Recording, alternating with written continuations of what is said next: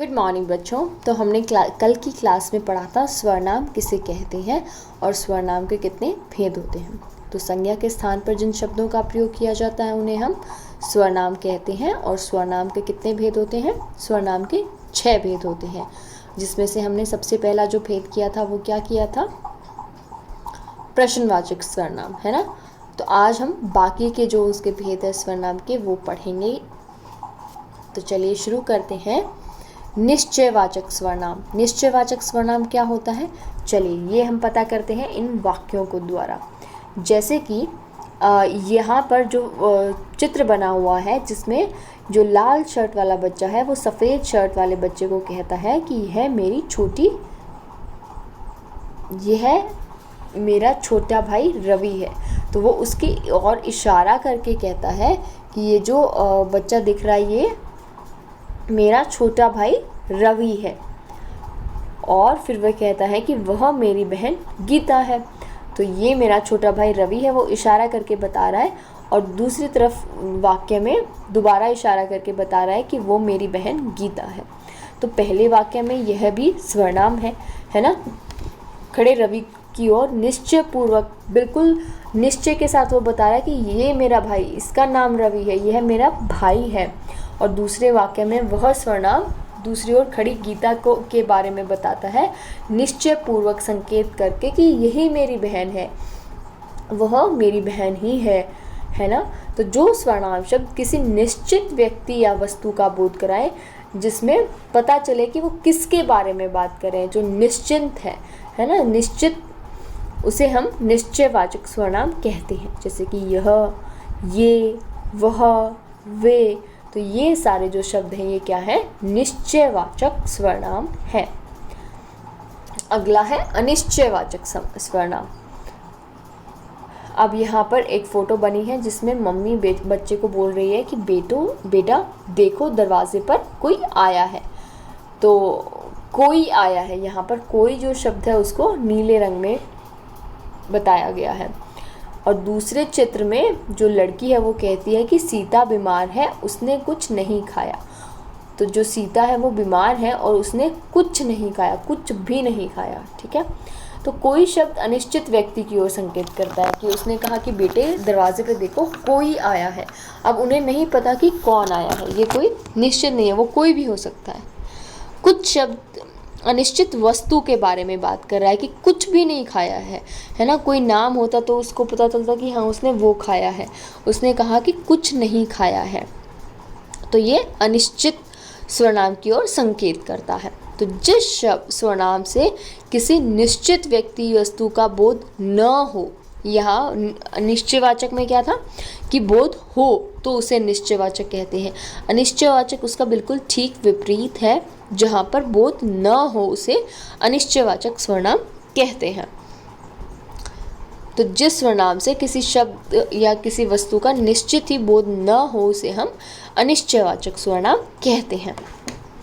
फिर था प्रश्नवाचक स्वरनाम। प्रश्नवाचक स्वरनाम किसे कहते हैं हम? वहाँ खाट पर कौन बैठा है। तो ये जो बच्चा है ये प्रश्न पूछ रहा है कि जो वो खाट है वहाँ पर कौन बैठा है, पता नहीं वह किससे बात कर रहा है। तो यहाँ पर ये प्रश्न कर रहा है अपने आप से कि वो पता नहीं किससे बात कर रहा है, उसको वो जानता नहीं है किससे बात कर रहा है। मोहन तुम्हारे हाथ में क्या है। यहाँ पर दादाजी मोहन से पूछ रहे हैं कि तुम्हारे हाथ में क्या है। उन्हें नहीं पता कि उसके हाथ में क्या है, तो वो उससे पूछ रहे हैं कि तुम्हारे हाथ में क्या है। तो यहाँ पर आपने देखा कौन, किससे, क्या, ये सारे शब्द क्या है? रंगीन है। और ये सारे शब्दों का प्रयोग किसी से भी प्रश्न पूछने के लिए किया जाता है। तो इसकी परिभाषा क्या होगी? जिस स्वरनाम शब्द का प्रयोग प्रश्न पूछने के लिए होता है उसे हम प्रश्नवाचक स्वरनाम कहते हैं। जहाँ पर प्रश्न पूछा जाता है, कौन आया, किससे कहा, क्या कहा, क्यों कहा। तो ये सारे शब्दों से प्रश्न पूछने का पता चलता है, तो उन्हें हम प्रश्नवाचक स्वरनाम कहते हैं। अगला है संबंधवाचक स्वरनाम। जो पढ़ेगा सो पास होगा। तो उसमें जो पढ़ेगा वही पास होगा। तो इसके बारे में जो पढ़ेगा और उसके बारे में, जो पढ़ रहा है व्यक्ति और वही पास हो रहा है उसके बारे में संबंध बताया जा रहा है। जिसकी लाठी उसकी भैंस, तो यहाँ पर भी जिसकी और उसकी को रंगीन शब्दों में लिखा गया है। तो जिसके पास लाठी है उसी की भैंस है, तो दो आपस में संबंध बता रहे हैं दोनों शब्द। जो तथा सो व जिसकी तथा उसकी आपस में संबंध बता रहे हैं। केवल एक स्वरनाम के प्रयोग से वाक्य अधूरा सा लगता है। जिसकी लाठी भैंस अगर आप कहेंगे तो ये शब्द जो है ये वाक्य पूरा नहीं होगा। इसमें एक नहीं दो दो स्वरनाम का प्रयोग किया जाता है संबंधवाचक स्वरनाम में, उनका आपस में संबंध बताने के लिए।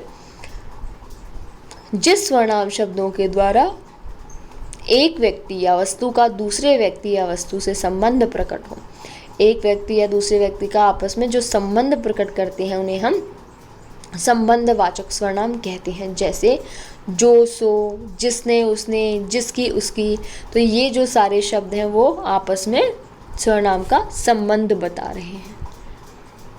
निजवाचक स्वरनाम। अब निजवाचक स्वरनाम क्या होता है, जैसे कि हम कुछ वाक्य पढ़ते हैं।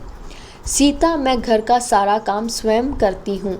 तो जो एक बच्ची है वो दूसरी बच्ची को क्या कह रही है कि मैं घर का जो सारा काम है वो खुद ही करती हूँ। हरी मैं अपने आप ही अस्पताल चला जाऊँगा। तो ये जो दूसरा बच्चा है ये उस बच्चे को कह रहा है कि मैं अपने आप ही अस्पताल चला जाऊँगा। तो सीता ने अपने लिए स्वयं शब्द का प्रयोग किया है, हरी ने अपने लिए अपने आप शब्द का प्रयोग किया है। तो सीता ने स्वयं का प्रयोग किया है और हरी ने अपने आप का किया है। तो दोनों ने खुद के लिए ही इन शब्दों का प्रयोग किया है। तो कर्ता अपने के लिए जिन स्वरनाम शब्दों का प्रयोग करता है उन्हें हम निजवाचक स्वरनाम कहते हैं। खुद के लिए, जैसे सीता मैं घर का सारा काम स्वयं करूँगी, खुद के लिए उन्होंने स्वयं का प्रयोग किया है। वैसे ही हरी में अपने आप, मतलब वो सिर्फ अपने बारे में बात कर रहा है कि वो अपने आप ही अस्पताल चला जाएगा। तो यहाँ पर जो कर्ता है, जो काम को करने वाला है, कर्ता किसे कहा जाता है, जो कार्य कोई कर रहा हो। तो जो कर्ता है अपने लिए जिन स्वरनाम शब्दों का प्रयोग करे उन्हें निजवाचक स्वरनाम कहते हैं। जैसे कि स्वयं, आप ही, अपने आप, ये जो सारे शब्द हैं ये सब निजवाचक स्वरनाम कहलाएंगे। स्वरनाम प्रयोग के नियम। स्वरनाम जो शब्द हैं उनके प्रयोग करने के लिए कुछ नियम बनाए गए हैं। जैसे कि स्वरनाम के रूप में परिवर्तन पुरुष वचन और कारक की दृष्टि से ही होता है, लिंग भेद के आधार पर नहीं होता। तो जो स्वरनाम शब्द हैं उसमें जो बदलाव आता है, जो परिवर्तन किया जाता है वो किसकी दृष्टि से होता है, पुरुष कौन सा है, मतलब एक वचन है कि दो वचन है कि बहुवचन है, कारक कौन सा है, और लिंग के आधार पर नहीं किया जा सकता। जैसे कि राम ने खाना खा लिया, तो उसने खाना खा लिया, ये क्या है, एक वचन है, यहाँ पर एक वचन है और पुल्लिंग है। तो पुल्लिंग के आधार पर खा लिया बदला नहीं है, सिर्फ स्वरनाम बदला है। राम की जगह पर हमने उसने का प्रयोग किया है। गीता ने खाना खा लिया, उसने खाना खा लिया, तो यहाँ भी आपने स्वरनाम शब्द उसने का ही प्रयोग किया। स्त्रीलिंग के लिए भी खा लिया ही का प्रयोग हुआ। तो लिंग के आधार पर स्वरनाम शब्द में परिवर्तन नहीं हो रहा है। बालकों ने खाना खा लिया, उन्होंने खाना खा लिया, तो यहाँ भी पुल्लिंग के हिसाब से कोई परिवर्तन नहीं आया, बल्कि बहुवचन वचन के आधार पर इसमें परिवर्तन आया कि उन्होंने खाना खा लिया। तो यहाँ पर स्वरनाम में वचन के आधार पर ही परिवर्तन आता है। दूसरा जो इसका नियम है वो है आदर प्रदर्शन के लिए भी बहुवचन का प्रयोग होता है। जैसे कि वे हिंदी के प्रसिद्ध लेखक हैं, वे हिंदी के प्रसिद्ध लेखक हैं। अब लेखक के बारे में तो एक ही है, उनके बारे में बात हो रही है, लेकिन वे आदर दिखाने के लिए वे स्वरनाम शब्द का प्रयोग यहाँ पर किया जाता है। ठीक है, तो ये था आपका स्वरनाम। इसमें आपके जो प्रश्न है वो है निश्चयवाचक स्वरनाम किसे कहते हैं। तो जो स्वरनाम शब्द किसी निश्चित व्यक्ति या वस्तु का बोध करें उन्हें हम निश्चयवाचक स्वरनाम कहते हैं। अनिश्चयवाचक स्वरनाम, जिस सर्वनाम शब्द से किसी निश्चित व्यक्ति या वस्तु का बोध न हो उसे अनिश्चयवाचक कहते हैं। तो अनिश्चयवाचक बिल्कुल विपरीत है निश्चयवाचक सर्वनाम के, उसका बिल्कुल उल्टा है। प्रश्नवाचक सर्वनाम किसे कहते हैं? जिस सर्वनाम शब्द का प्रयोग प्रश्न पूछने के लिए होता है उसे हम प्रश्नवाचक सर्वनाम कहते हैं। संबंधवाचक सर्वनाम, जिस सर्वनाम शब्दों के द्वारा एक व्यक्ति या दूसरे वस्तु का दूसरे व्यक्ति या वस्तु से संबंध प्रकट हो उसे हम संबंधवाचक सर्वनाम कहते हैं। जैसे जो, सो, जिसने, उसने, जिसकी, उसकी। प्रश्न 7 है निजवाचक सर्वनाम किसे कहते हैं? तो कर्ता अपने लिए जिन सर्वनाम शब्दों का प्रयोग करता है उन्हें हम निजवाचक सर्वनाम कहते हैं। जैसे स्वयं, आप ही, अपने आप। तो ये थे सर्वनाम किसे कहते हैं और उसके भेद और उनकी परिभाषा। अगली कक्षा में हम इसका अभ्यास करेंगे। ठीक है, थैंक यू।